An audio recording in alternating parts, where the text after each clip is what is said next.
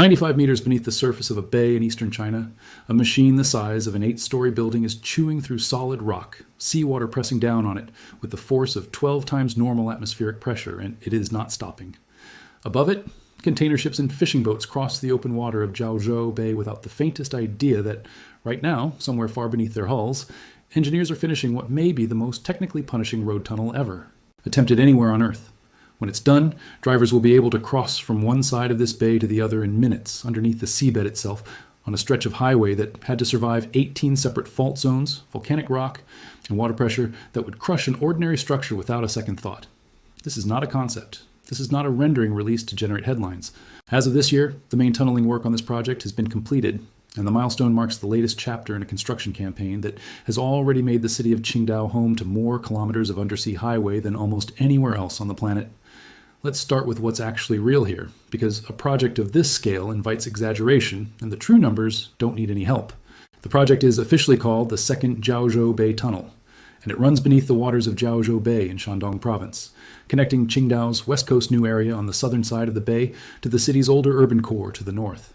The full route stretches 1748 kilometers, with 14.37 kilometers of that as the main tunnel itself, and within that figure, 9.95 kilometers runs directly beneath the seabed. To put that in perspective, the undersea portion alone is longer than the entire first Jiaozhou Bay tunnel that Qingdao opened back in 2011, which itself was considered a major engineering achievement in its day at just under 8 kilometers total. This new tunnel isn't a modest upgrade to that older crossing. It's an entirely separate, far more ambitious undertaking, built specifically because the growth of Qingdao's economy around the bay outpaced what the original tunnel and the parallel Jiaozhou Bay Bridge could handle. The scale of the machinery involved here is where this story stops sounding like ordinary road construction and starts sounding like something closer to deep-sea engineering. 3 massive tunnel boring machines, built by the German manufacturer Herrenknecht, were deployed to carve the crossing out of the seabed. 2 of them, nicknamed Deep Blue and Haitian, measure 15.56 meters in diameter, roughly wide enough to fit a 5-story building sideways through the hole they're cutting. Deep Blue alone stretches 170 meters long and weighs 4,500 tons, more than 4 times the weight of the Statue of Liberty. And it was assigned to bore the 3,225-meter northern leg of the crossing. Haitian, a slightly longer machine at 142 meters, but heavier still at 5,166 tons, handled the 3,255-meter southern leg. A third, smaller machine, 8.14 meters wide and named National Signal, carved out a dedicated service tunnel running between the 2 main tubes. Built for maintenance access, emergency evacuation, and ventilation equipment that keeps the whole crossing breathable for the vehicles running through it. Here's an analogy that makes sense of just how extreme the operating conditions were for these machines. Imagine trying to run a household water tap, except instead of ordinary water pressure, you're fighting against a pressure roughly 12 times what your kitchen faucet normally handles all day. Every day, for years, without a single seal failing. That's roughly the scale of water pressure these boring machines were engineered to withstand at their maximum operating depth of 95 meters below the surface. Deep enough that the crown of the tunnel itself sits well below where ordinary undersea construction typically goes. Engineers gave the machines features specifically built for this kind of punishment, tool changes that could be performed under atmospheric pressure inside a sealed chamber. So crews never had to expose themselves to the crushing conditions outside.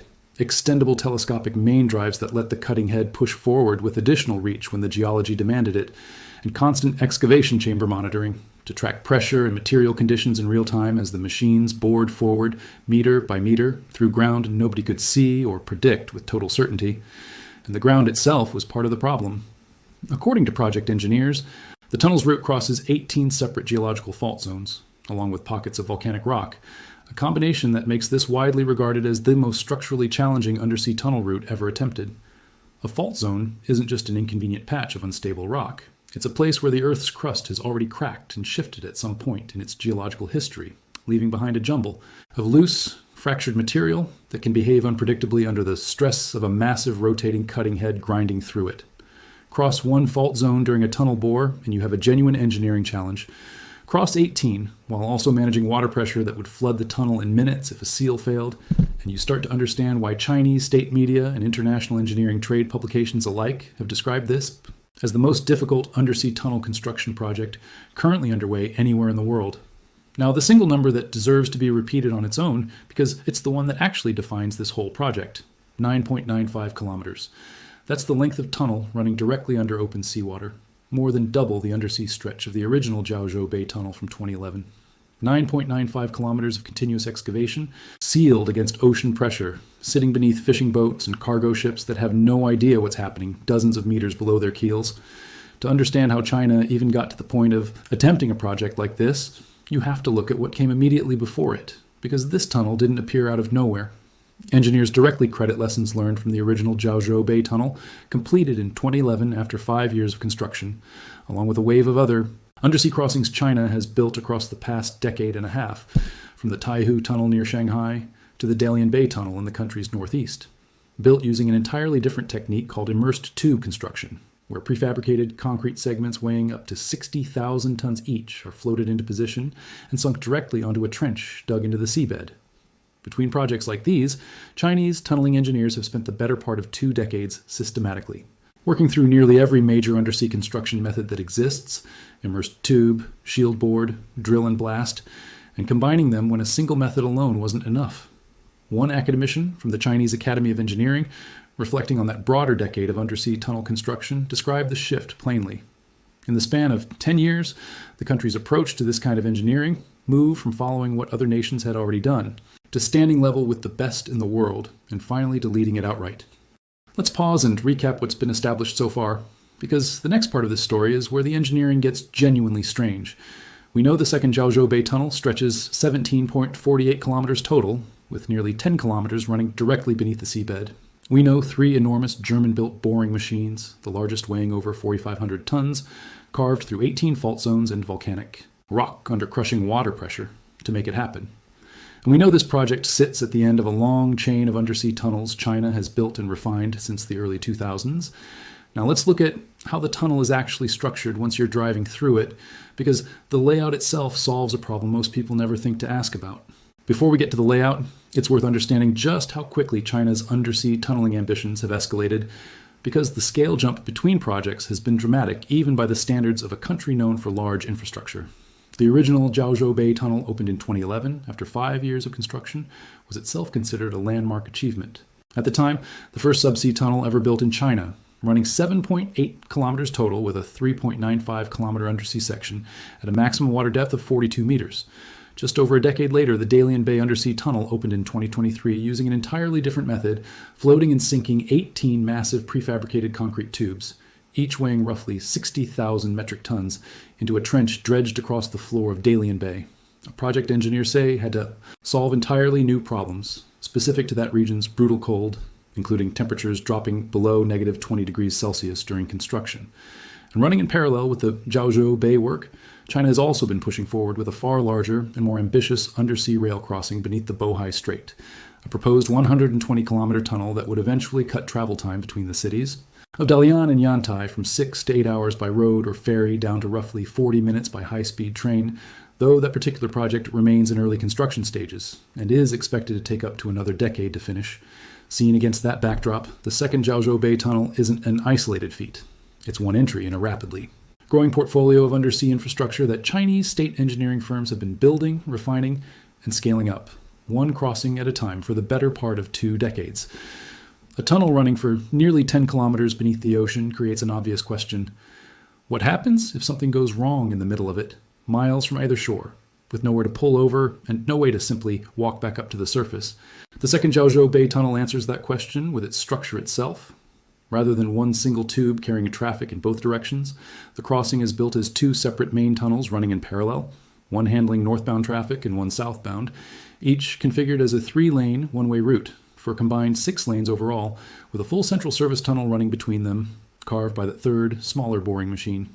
That service tunnel isn't decorative. It exists specifically as an emergency artery, a place workers can access at any point along the crossing for maintenance and a way to move air, equipment, and if it's ever needed, people, without having to shut down or interrupt the live traffic tunnels above it. It's the kind of redundant, purpose-built infrastructure you only get when engineers are designing for a worst-case scenario nearly 10 kilometers from the nearest shoreline, rather than hoping one never happens. Here's the part that connects all of this back to why a city like Qingdao would spend years and enormous resources chasing a project this difficult in the first place. Xiao Bay effectively splits Qingdao's metropolitan area into 2 halves. Before any undersea crossing existed at all, Getting from the newer, rapidly growing West Coast new area on the southern side of the bay to the historic urban core and business districts on the north meant driving the long way around the water, a routine trip that could eat well over an hour depending on traffic. The original 2011 tunnel and the parallel Xiao Bay Bridge, once considered the longest bridge over open water anywhere in the world before losing that title to the Hong Kong-Zhuhai-Macau Bridge in 2018, already cut that travel time down dramatically. But Qingdao's growth around the bay accelerated faster than either of those two crossings could comfortably handle, and the second, far larger tunnel exists specifically to give the city a genuine second artery, one built not just for today's traffic volumes, but explicitly engineered with a 100-year design service life, meaning the tunnel structure itself is intended to remain sound and usable for an entire century of continuous use. There's a detail here worth genuinely sitting with because of what it says about the ambition behind this specific project compared to nearly every undersea tunnel that came before it anywhere in the world. When state media and engineering trade outlets describe this crossing, they don't call it merely China's longest undersea tunnel or even Asia's. They describe it as the largest, longest, and most comprehensively challenging undersea road tunnel under construction anywhere on the planet. A claim built on a combination of factors no other single project currently matches at once. Total scale, the sheer diameter of the boring machines involved, the severity of the fault zone geology it had to cross, and the fact that it's the first undersea tunnel in the world to connect an ultra-large diameter shieldboard section directly with a large section drill and blast section, two fundamentally different tunneling methods stitched together into one continuous crossing beneath the ocean floor. Simply two flavors of the same basic technique. A shieldboard tunnel is carved by a rotating cutting face pushing continuously forward through the ground, with the machine itself forming a protective shell around the freshly cut opening as it advances, ideal for the softer, more unpredictable sediment closer to the seabed. Drill and blast construction, by contrast, involves engineers drilling a pattern of holes into solid rock and using controlled explosive charges to fracture it away in sections, a method generally reserved for harder, more stable rock formations, further from the risk of a sudden water intrusion. Combining both structurally different construction techniques is exactly the kind of place where a leak or structural weakness could develop if the transition isn't handled correctly. That nobody had successfully combined these two approaches within one undersea tunnel before this project is itself a meaningful engineering claim, independent of any broader superlative about overall difficulty. Actually building it, not just the machines, tunneling crews working at 95 meters below the surface, inside a sealed pressurized chamber for years at a stretch, are operating in conditions that carry real physical risk if anything goes wrong, from the pressurized tool change chambers built into the boring machines, to the constant monitoring required to catch even small shifts in ground stability before they become dangerous. The tool change innovation built into the Deep Blue and Haitian machines, allowing workers to swap out cutting tools from inside a chamber held at normal atmospheric pressure rather than exposing them directly to the crushing conditions outside, exists specifically to reduce that risk, letting lengthy decompression procedures every single time a worn cutting tool needed replacing. Now, to be clear about what remains genuinely uncertain here, because a story about record-setting infrastructure deserves an honest accounting of what's actually finished versus what's still ahead. The main tunneling work, the boring itself, achieved a major breakthrough in 2026, a milestone genuinely worth calling a historic engineering achievement in its own right. But a tunnel of this size and complexity doesn't open to traffic the moment the boring machines finish cutting through rock. What follows is years of additional work, lining the tunnel walls, installing the electrical ventilation, drainage, and fire suppression systems that make a nearly 10-kilometer undersea passage survivable in an emergency, paving the roadway itself, and running the extensive safety testing that any tunnel operating under this much water pressure requires before a single ordinary commuter is allowed to drive through it. According to project planning documents, the second Xiao Bay tunnel is scheduled for full completion and opening to public traffic at the end of 2027, more than a year after the tunneling breakthrough itself. It's also worth being precise about the claims of being the world's most difficult undersea tunnel. These are engineering assessments made by the companies and state media directly involved in building it. And while the technical achievements described, the fault zones, the water pressure, the machine, specifications, are independently verifiable and consistent across multiple sources, no independent global engineering body maintains an official, universally agreed upon ranking of tunnel difficulty, the way, say, a sporting record gets certified.